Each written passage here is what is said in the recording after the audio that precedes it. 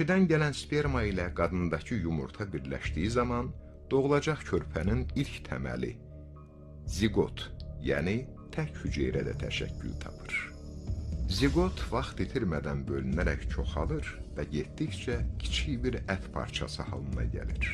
Bu ət parçası böyüyərkən boşluqda deyil, ana rəhminin divarından asılıb tutur.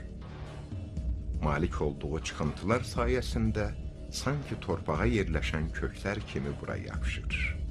Beləliklə, inkişafı üçün zəruri olan maddələri də ana orqanizmindən rahatlıqla əmir.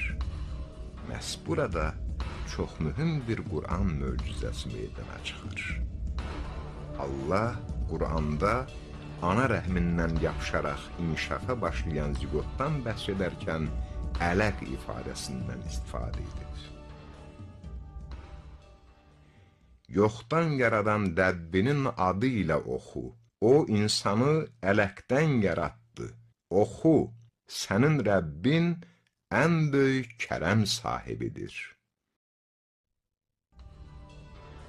Ələq sözünün ərəb dilindəki mənası isə bir yerdən asılıb qalan, bir yerdən yapışıb tutan şeydir.